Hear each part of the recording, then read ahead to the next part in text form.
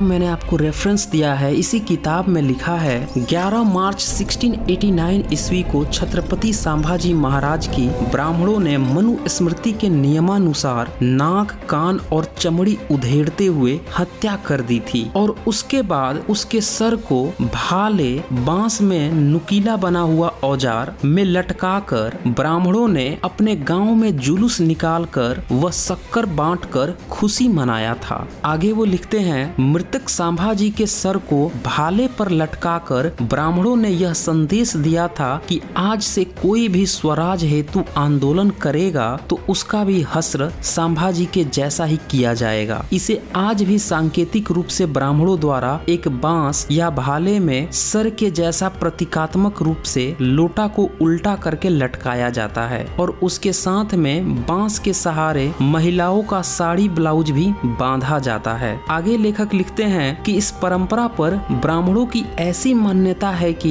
हमारे मनु स्मृति के खिलाफ जो भी स्वराज या शासन चलाने की सोच रखेगा उसका हश्र ऐसा ही करते हुए बांस से उल्टा लटका देंगे और साड़ी ब्लाउज बांधने का अर्थ है कि तुम्हारी घर की महिलाओं का सम्मान भी अपने अधीन कर लेंगे। ब्राह्मण समाज उस परंपरा को उसी लक्ष्य से मनाते चला आ रहा है और इस निश्चित दिन को संभाजी की हत्या और अपनी विजय जुलूस की खुशी मनाते हुए शाम को गुड़ी को उतार देता है और रात्रि को मिष्ठान भोजन का आनंद लेता है। अभी ये जो गुड़ी पड़वा जो पर्व है, इसमें गुड़ी का मराठी में मतलब होता है किला और पड़वा का मतलब होता है गिराना या पाड़ना, अर्थात किला या साम्राज्य को गिराना, कब्जा करना। और यह गुड़ी पड़वा चैत मास की शुक्ल प्रतिपदा को मनाया जाता है और यह महाराष्ट्र में ही मनाया जाता है। आजकल फैशन में कुछ लोग अलग अलग राज्यों में भी मनाना शुरू कर दिए हैं। सबसे खास बात यह है कि बहुजन यानी SC ST OBC वर्ग भी